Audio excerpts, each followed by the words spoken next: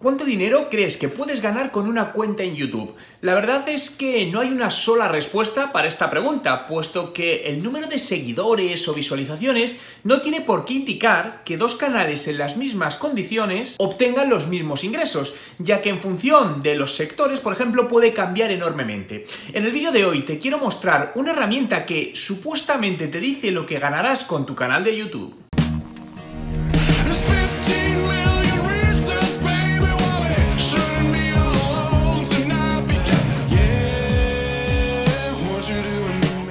Hola emprendedores en la vida, mi nombre es Juan Merodio y bienvenido a un nuevo vídeo. Si es tu primera vez y quieres aprender todos los trucos sobre marketing digital y cómo ser un emprendedor de éxito, suscríbete a mi canal. La herramienta que te voy a mostrar se trata de una herramienta online y que supuestamente te hace el cálculo estimado de lo que puedes ganar con tu canal de YouTube basado en el número de visualizaciones, en el engagement y en otros factores. Es importante también destacar que este cálculo lo hace en base a la integración de publicidad de YouTube dentro de tus vídeos. Personalmente, soy más partidario de usar el canal de YouTube para generar ingresos fuera de YouTube que directamente con YouTube, sobre todo porque la publicidad en los últimos tiempos ha caído mucho en cuanto a los importes que se ganan. De hecho, si quieres saber qué otras maneras hay de monetizar tu canal de YouTube, lo cuento todo en mi curso online de YouTube para los negocios. Si quieres tener más información de este curso y quieres acceder a él, te dejo el enlace al mismo en la descripción de este vídeo. Volviendo a la herramienta, los datos que te va a mostrar son las posibles ganancias antes del porcentaje que YouTube se queda,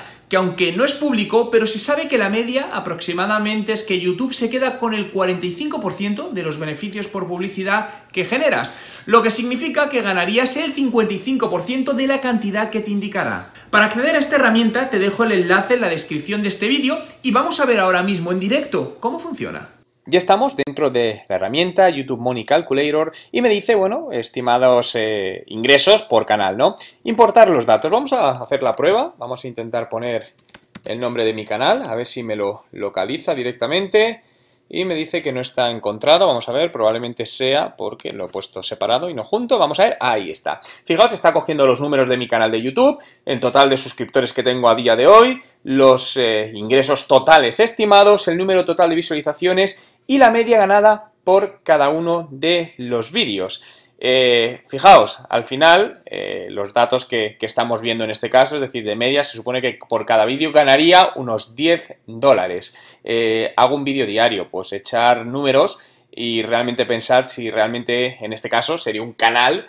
Yo no monetizo los vídeos, ¿no? Entre otras cosas porque considero que bueno, pues no es la parte más interesante, ¿no? También podemos ver las ganancias estimadas por un vídeo en concreto. Entonces, vamos a hacer una prueba con alguno de mis vídeos, ¿no? Voy a entrar en mi canal, vamos a buscar algún vídeo en concreto y, no sé, vamos a buscar, vamos a ver alguno que tenga, por ejemplo, fijaos, este con 1700 visualizaciones. Bien, vamos a ver, voy a pararle el sonido para que no entre y directamente voy a coger la URL, nos vamos a ir aquí y le voy a poner la URL del vídeo y le voy a decir, vale, dame datos. El número total de visualizaciones de este vídeo, 1700 visualizaciones, y me dice que son $3 de ganancia potencialmente. Voy a coger otro vídeo que tiene bastantes más visualizaciones, ¿vale? Vamos a hacer la prueba con una de mis conferencias. Fijaos, esta es una conferencia que di en Mallorca y tiene unas casi 130... No, perdonad, que me he equivocado de vídeo. Es este de aquí, que tiene unas 129.000 visualizaciones, me está diciendo a día de hoy, 130.000 concretamente el dato, ¿vale? Por lo que vamos a hacer la misma prueba. Voy a coger, voy a poner el número y en este caso, fijaos, la cifra estimada sube, me dice que con 130.000 visualizaciones ganaría $241 con este vídeo. Recuerdo, estas son las ganancias totales. De aquí, supuestamente, percibirías aproximadamente el 55% de esta cantidad.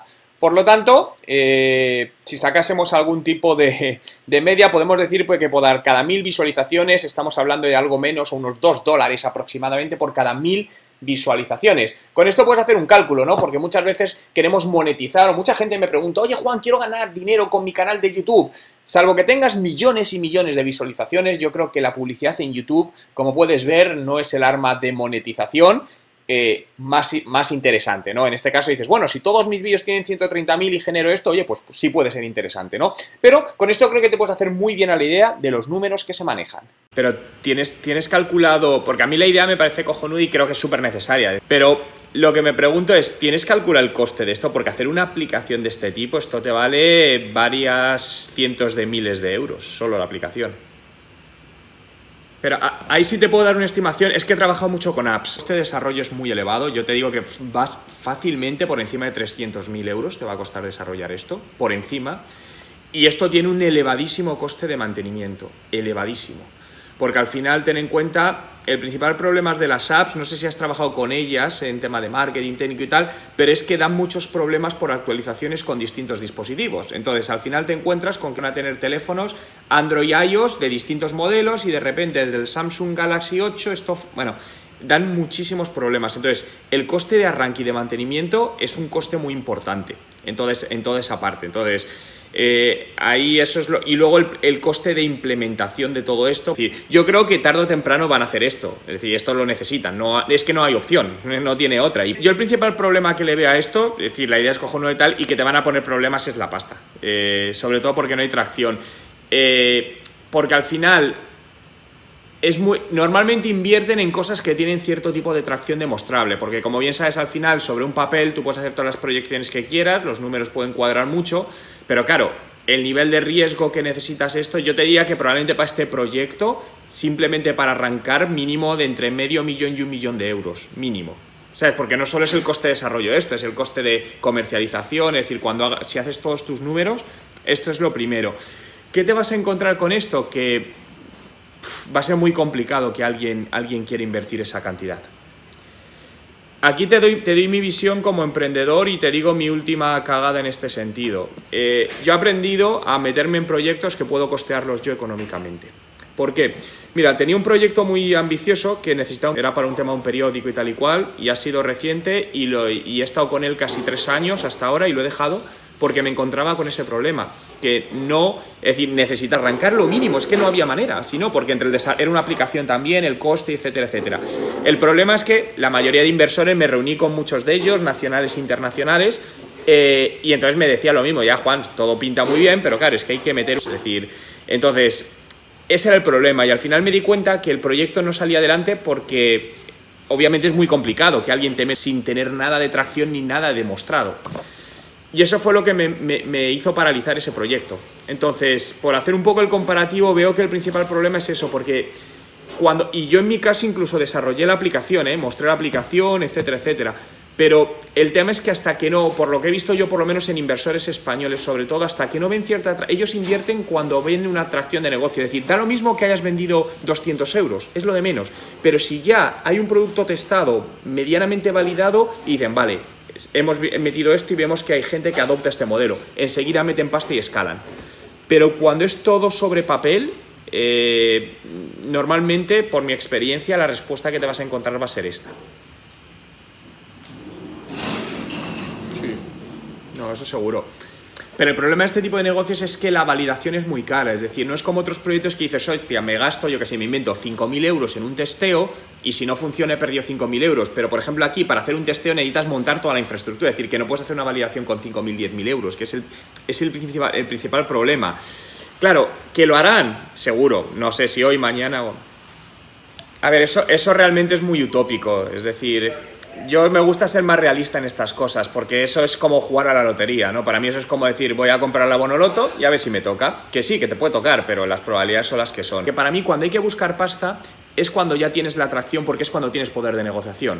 Entonces, si es para escalar algo, porque como lo busques al principio sin datos, estás vendido al inversor. El proyecto deja de ser tuyo y pasa a ser manos de ellos, aunque tú tengas un porcentaje, pero la realidad es que para mí pasas a ser un asalariado, no un emprendedor, un asalariado de tu propio proyecto.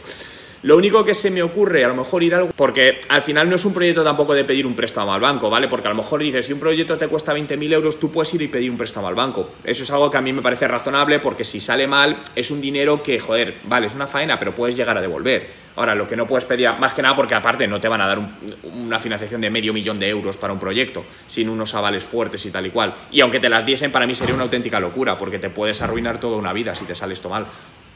Claro. Entonces, no sé, a mí son proyectos que me parecen súper complejos en ese sentido, ¿sabes? Porque sí, que son muy buenas ideas, que sabes que van a llegar, que además es lo que te jode, ¿sabes? Porque es que sabes que alguien lo va a montar, pero claro, no tienes recursos financieros para montarlo tú mismo, ese es el problema. Entonces yo ahí por eso te decía un poco el ejemplo de antes, que aprendí a decir, vale, cuáles son mis limitaciones y hasta dónde puedo llegar a montar algo. Es decir, puedo tener muy buenas ideas, pero es como si me quiero comprar un Ferrari. Por mucho que quiera, si no tengo el dinero, el Ferrari no está a mi alcance. Aunque muchas veces sé que no gusta, pero me replantearía si realmente te interesa seguir invirtiendo tiempo en esto o dirigirte hacia otro lado. Porque al final muchas veces... A mí lo que me pasó es que me produjo 3 años de desgaste ese proyecto, ¿sabes? Para llegar al mismo punto y darme cuenta que no había manera. A ver, háblalo con más gente, obviamente. Esa es mi opinión un poco basada en mi experiencia. Es decir, que realmente... Y al final también hay otra cosa que te van a pedir y esto te lo digo porque da mala sensación, que no tengas un plan financiero. Eso, como se lo presentes a un inversor, directamente te ha descartado, ¿eh? Porque ellos van a los números, igual, les importa el equipo que hay detrás y el dinero. Entonces, que tú presentes algo y les digas, no sé bien los números, como sea un perfil financiero que al final que mete pasta, te digo que desde ese momento te van a decir, vale, no me interesa. Eso es muy, muy importante, que tengas ese cuadro, ese plan financiero de ingresos, gastos aproximado, y a lo mejor alguna proyección de ingresos. Al final, siempre como yo veo los negocios, no valoro tanto ideas, y esto es algo que he ido aprendiendo al final a lo largo de los años, sino es riesgo y oportunidades, pros y cons y posibilidades. Es un tema estadístico, oye, ¿qué probabilidades hay de que esto pueda? ¿Cuál es el coste o las barreras de entrada, etcétera, etcétera? Entonces, el proyecto mola mucho, pero para mí las barreras de entrada que tiene, no solo económicas, sino a otros niveles, me parecen muy elevadas. Por eso siempre, si te das cuenta, más allá de muchas veces historias de éxito que cuentan, pero si te das cuenta, las más grandes empresas tecnológicas a día de hoy empezaron ellos mismos con su propia inversión. Apple, Google, Facebook, etcétera. Otra cosa es que luego cuando escalaron metieron inversión. Y entonces es por eso, es decir, realmente, y al final no eran nada nuevo, sino que son copias de otras cosas que existían, pero mejoradas. Quiero conocer tu opinión, por lo que déjame en los comentarios con el hashtag YouTube si crees que el precio que YouTube paga por la publicidad resulta interesante o no para un canal. Tan solo por dejar tu comentario entrarás en el sorteo mensual de mi curso online de estrategia de marketing digital. Si te ha gustado este vídeo y quieres que siga haciendo más vídeos como este, dale a me gusta y suscríbete a mi canal. Like the bass on my trunk, I'm a little nasty, I ain't even got a front. Look you from your head down to your butt. I'm like Tyson, booty.